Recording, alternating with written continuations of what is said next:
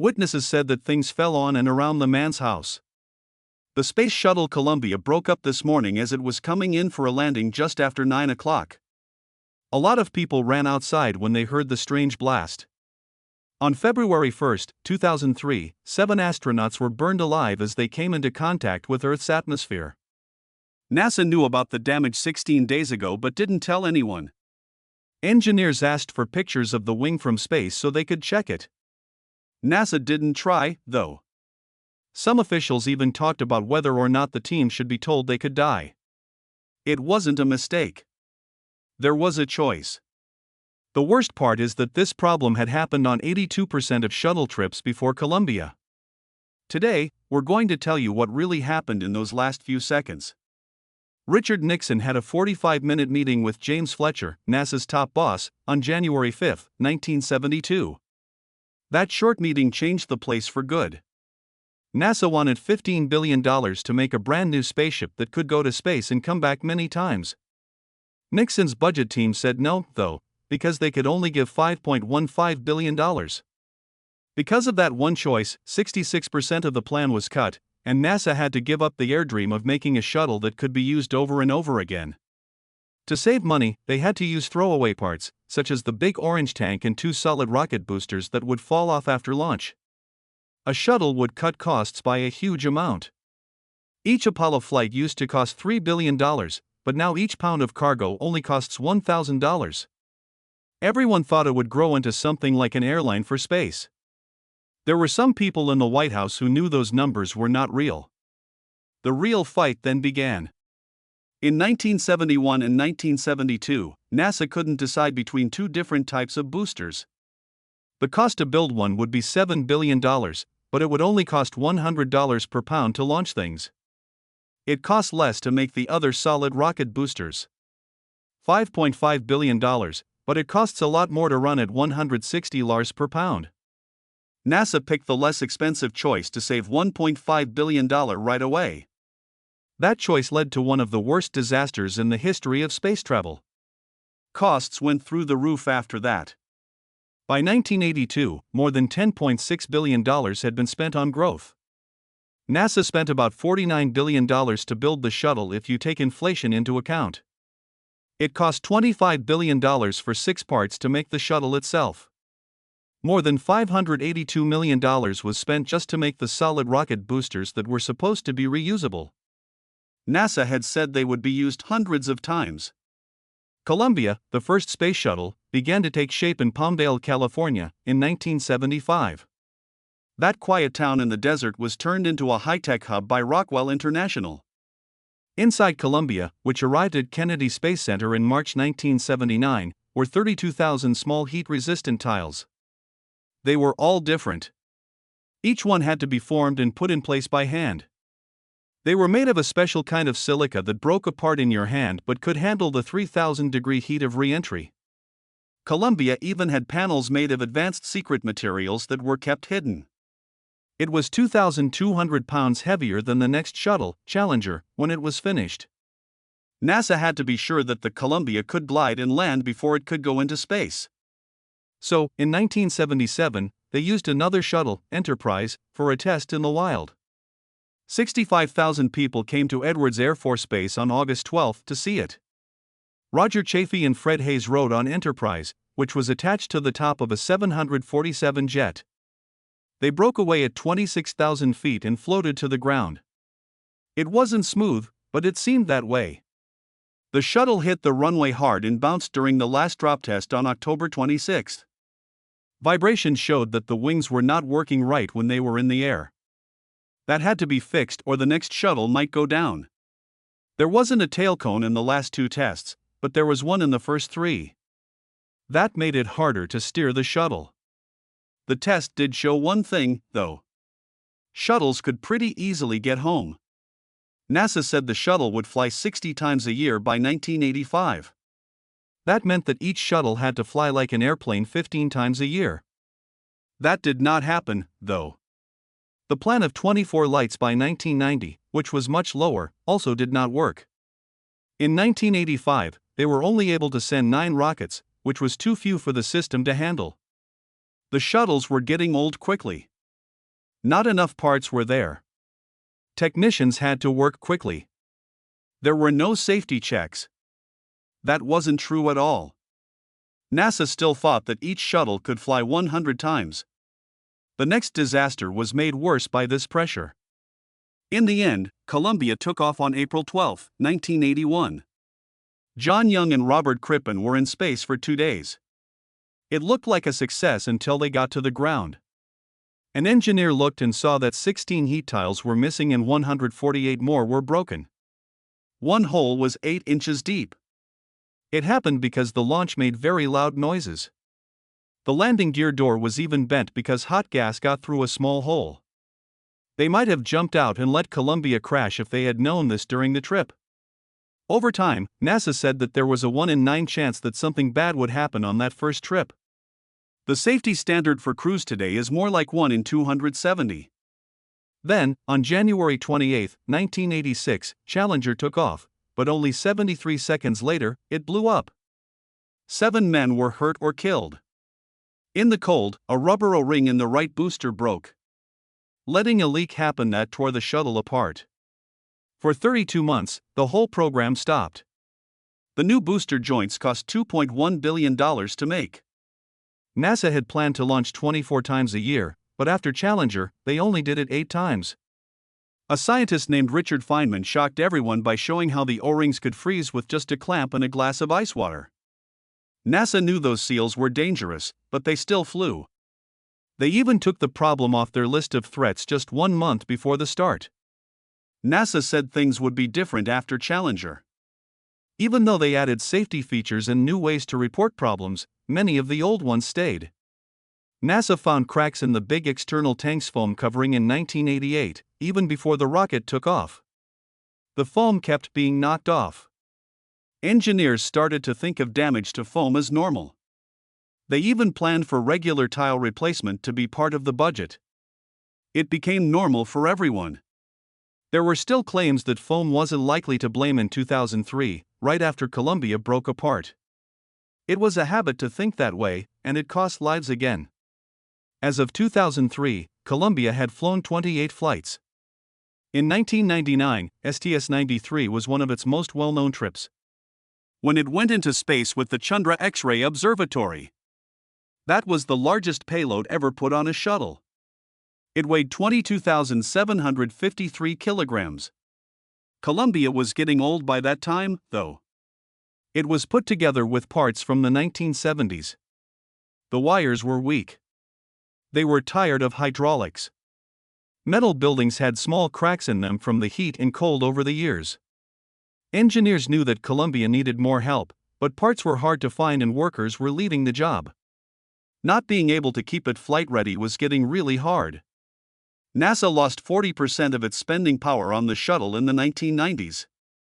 It was also time to fix up the old rockets, but money was diverted to the space station instead. They put off safety improvements worth $1.7 billion. 40% of the staff was cut. Fewer people had to do more work. Many were getting close to retirement. And young people to take their place weren't coming in. Outside companies were given the job of checking for safety. It got stressful. Some workers didn't take their breaks.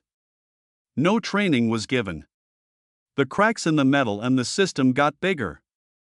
For years, foam strikes had been going on. A piece of foam fell off STS-7 in 1983, but it didn't hurt anything. It was called foam shedding by engineers, and thought it was normal. By the time Columbia made its last mission in 2003, more than 80% of missions that had camera footage had foam that had fallen off. 7 out of every 72 trips, foam broke off from the bipod ramp and hit Columbia right there. NASA didn't look at trends enough. There wasn't even good video to check for some flights.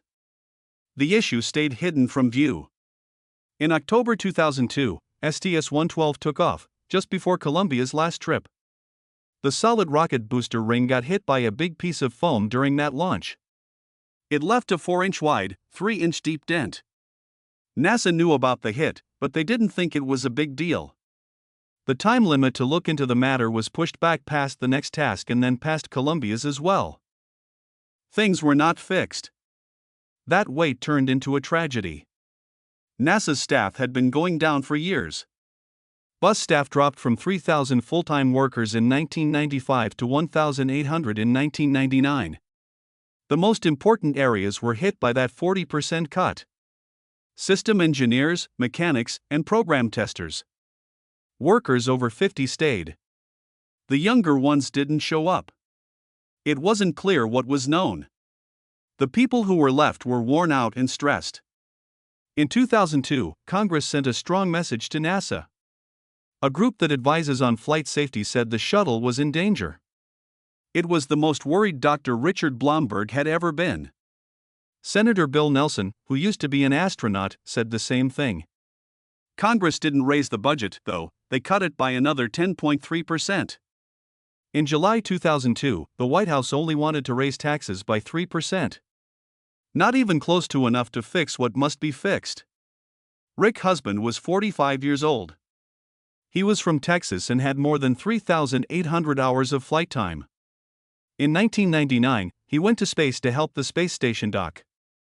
He was picked to lead one of NASA's most in-depth science projects ever in 2003. Columbia finally took off on January 16, 2003, at 10:39 a.m. after 13 delays. Rick kept the shuttle going in the same way for 16 days. Every few hours, he had to slowly turn it so that the team could test it, measure ozone, and keep an eye on dust storms. These things would not have been possible if the shuttle had even one engine. He taught them how to work together. To help them get to know each other better before the task, he took them on a tough survival trip through the forests of Wyoming. His daughter said that when different people worked together, the team looked like a beautiful fabric. He was 41 years old and this was his first time in space. He had been a test pilot and a Navy fighter. While the team worked in two groups, day and night, he flew the shuttle and helped keep an eye on all the systems. They were 173 miles above the Earth and 39 degrees tilted. He sent a message back to Earth on January 29. He said that they could see the whole world without any limits and hoped that everyone could picture peace in the same way. He helped them with some of the hardest tests, like the one where they made the tiniest fires ever seen on record. The lights were very dim, only half a watt, but they were still real. Kalpana Chawla was the first woman of Indian descent to go into space. Spacehab was the name of the part of the shuttle where she worked. She looked at how cancer cells grow when there is no gravity. Something shocking came out of one experiment. In just 3 days, prostate cancer cells that were very small at first grew to the size of a golf ball. They shrunk down to the size of a fist by the end of the task. She worked on metal mixing, fire safety, and even an ant farm where she watched how insects change in space. Her work with crystals showed how things grow in different ways when gravity isn't pulling on them. She left behind a body of work when Columbia broke apart during re-entry. At age 48, Ilan Ramon was the first person from Israel to be an astronaut. He had never eaten kosher before, but he asked NASA to make sure that he had special kosher meals on this trip. They bought them from a business in Illinois that works with Jewish troops too. A boy named Peter Jins made a picture that he took with him. Jins died in Auschwitz. He also brought a small Torah scroll that had made it through the camps. It was still Florida time on the Sabbath, even though they were in space and saw a sunrise every 90 minutes. His MEDEX dust storm project looked at how sand from the Sahara changes the weather around the world. He also did the same tests with small flames. In 39 tests, they helped make 55 flame balls.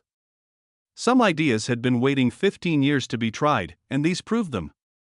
She was 41 years old. As a doctor in the Navy, she looked into what happens to the body in space. The tests she did showed that every month, astronauts lose 1% to 2% of the bone in their legs. That's 250 milligrams of calcium every day, which is a lot more than Earth can replace. She learned that both men and women lose bone mass at the same rate in space.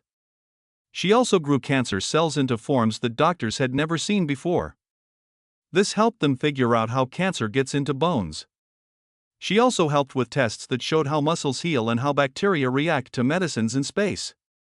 They learned that bones can take up to 18 months to fully heal, while muscles heal in 2 weeks. This was important for future trips to Mars. That would need 30 months. The shuttle finally took off in the morning of January 16. After only 81.7 seconds, something terrible happened. A piece of foam from the gas tank came loose. It was about the size of a briefcase. Footage showed that it hit the left wing and broke up into dust. At that point, the shuttle was going 1,500 meters per second. The foam hit the right place, where special carbon walls meant to protect against temperatures up to 3,000 degrees Celsius were put in place. Even though NASA watched the movie and thought about it, they didn't think it was important.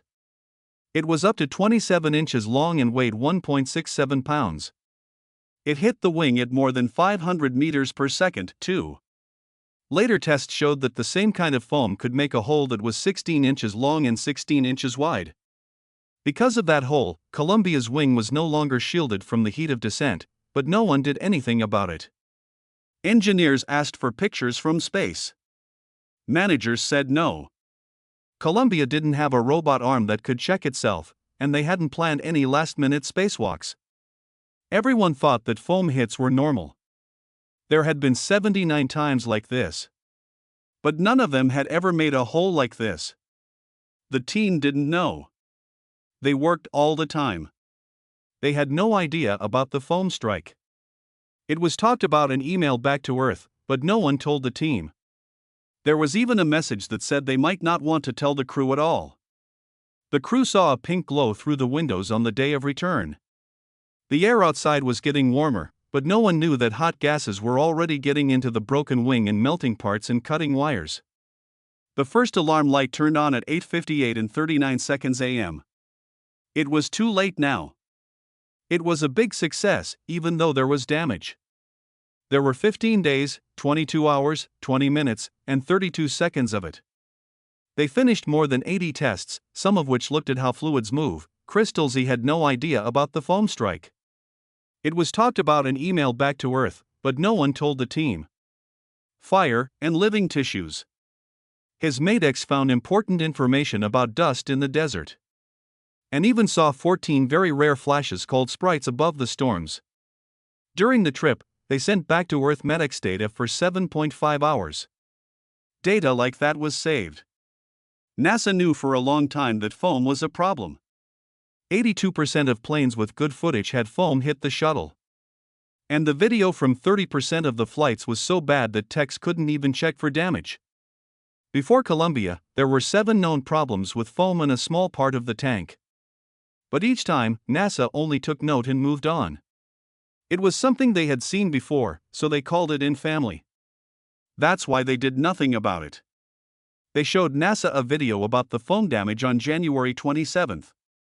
The title slide said everything was fine, but the bullet point showed that the foam was 640 times bigger than anything they had tried. No one read the most important warning because it was hidden in small print. Later, a Yale expert said that the way the slide was set up helped hide the danger. Roger Rocha, an engineer at NASA, knew they needed better pictures. He asked managers in an email on January 22 if they could ask the troops for help. The next day, he warned of very bad risks. In just 90 minutes, his request was turned down. He was shocked. He even wrote a longer message to 12 officials, but he didn't send it because more powerful people told him not to. Since the first shuttle flight in 1981, NASA was used to foam hits. They began to think of them as nothing important over time. The words problems were changed to maintenance. The program manager still said he didn't think foam was the reason after Columbia was lost. Even though there had been 7 bipod ramp foam hits before, they were all ignored. Though people on Earth were fighting, the astronauts worked. David Brown took movies of Earth. More tests were done by the team. It now has 30 people, which is more than the Challenger decision team did in 1986. Some people at NASA thought about 2 choices: putting metal and frozen water bags on the wing to fix it, or sending Atlantis to save them by February 10.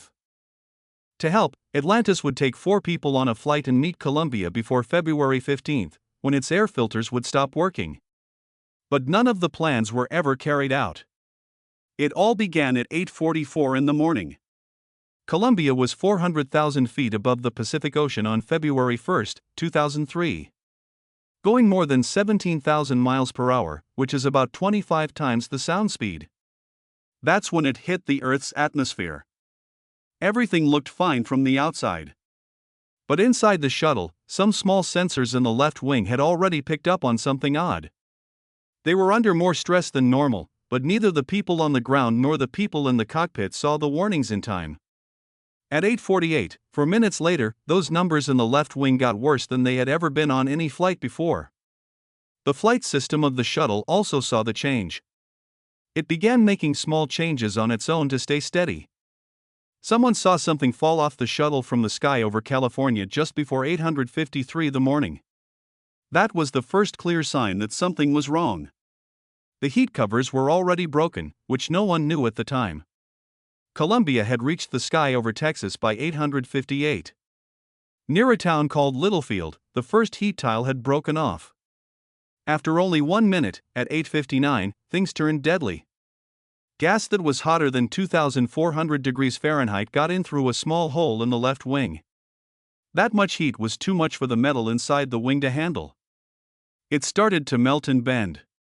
The supports made of metal broke apart. The wing came loose from the body after wires were cut and hydraulic fluid boiled. The shuttle lost its way. Between 9 and 18 seconds, the whole construction broke apart in the air. On the ground, people saw bright lines going across the sky. Some people thought it was fireworks. Some people heard very loud booms that were strong enough to shake windows and walls. The first pieces of the storm hit land near Lubbock, Texas. Some people saw lights over Dallas. When the pieces fell apart, they went in different places. This made trails that went from West Texas to Louisiana, covering 2,000 square miles. Outside of work, even FBI agents saw it. Brent Chambers, one of them, was about to cut his grass near Dallas at 8 a.m. when he heard the boom. It's Central Time. That sound could be heard in Arkansas, Louisiana, and East Texas. Over 2,000 pieces were spread out in those states. Some were as far apart as Fort Pole and Littlefield. They started to pick through the wreckage and found about 85,000 pounds of parts, which is only 40% of the Columbia's total weight. The crew was still living in the cockpit, at least for a short time. At 9:18 a.m., the last words of Commander Rick Husband were heard. "Roger," he said, and then nothing. It sent that last message at the same time that the computer was warning about strange tire pressure readings. The radio stopped working after that. But data kept going down for 32 seconds longer. There were still many things on the shuttle that worked.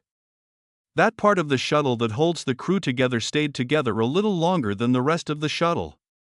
The astronauts had very little time left. It took me about 40 seconds to figure out what was going on. The cabin lost all of its air all of a sudden at 207,000 feet above the ground. That exact moment took place at 13:59 and 32 seconds Greenwich Mean Time. No one's body could respond in time to the sudden drop in pressure. Some of them did not have helmets on. Some people's visors were open. 3 of them didn't even have gloves on. They couldn't make it through the sudden vacuum without full suit protection. Before they could fix anything, they passed out. The air in their lungs began to boil. Their blood swelled up. This is what happens when body fluids are exposed to almost no air. It's called embolism. All 7 crew members had the same thing happen. The last blow then came. The astronauts were thrown around wildly when the front of the shuttle broke off and began to spin. The belts didn't stay in place. The top straps broke. Some of the caps weren't put on right. They took a lot of damage inside the house. It was 18 times the force of gravity. It couldn't be survived. After some time, NASA found video from inside the shuttle. It had been recorded until 13:48 Greenwich Mean Time, which was only 4 minutes before things started to go wrong. The crew was calm in that film. Talking, checking the settings, and looking out the windows. They had no idea what was going to happen. NASA's search for the wreckage was the largest search mission in U.S. history after the crash. More than 2 million acres were searched by more than 25,000 people from 270 groups. The pieces they found helped them figure out what went wrong. A piece of the left wing that showed signs of being hit by something during launch told them what it was. The foam was the key. Only 81 seconds after launch, a piece of insulation on the fuel tank broke off. At 500 miles per hour, it hit the left wing hard. The hole that let the plasma in was made by that. NASA didn't do anything about it, though. They saw the foam hit, but they thought it wasn't dangerous. To get a better look, they didn't use satellites. They didn't go on a spacewalk to check out the wing. It gets worse, they didn't tell the crew. If NASA had begun on flying day 4, they could have sent Atlantis into space. With 4 people on board, Atlantis could have taken off by February 10th. They had 5 days to get there. Columbia might have been able to stay in space until February 15th if food and fuel were limited. Food, water, oxygen, and carbon dioxide screens. It could have been the hardest task ever, but it was doable. There was even a rough plan for how to fix it. They could have used metal pieces from inside the Columbia and ice bags frozen in space to close the hole. It had a lot of risk and might not work, but it was something. NASA didn't even try. Not because they couldn't, but because they didn't think it was important. They even talked about whether it would be better not to tell the team.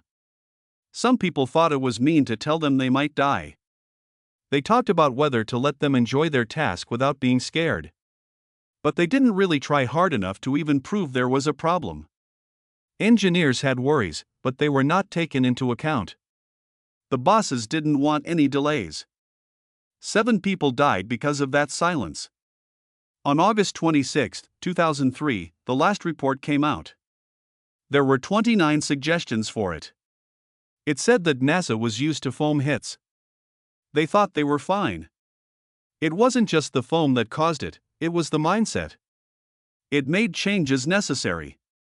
NASA kept the fleet from moving until 2005. They fixed up their processes for inspection. The outside tanks were rebuilt. But the truth is that some parts of the space world still have the same problems. Even in 2025, SpaceX's tests with Starship were sending pieces of the ship over the Caribbean. As old lessons were forgotten, new companies rushed to test. People who used to work for NASA and were pilots have warned that the safety culture they tried to fix after Columbia might be falling apart again. But the crew of the Columbia lives on. 7 asteroids were named after them by NASA. They gave them names for hills on Mars. They built a learning center in California and a tribute on the moon. There is still a video of their last hours. Their shuttle and clothes are gone, but their names are still there. People named Rick, William, Michael, Kalpana, David, Laurel, and Elon. They didn't make it out alive, but they changed space for good.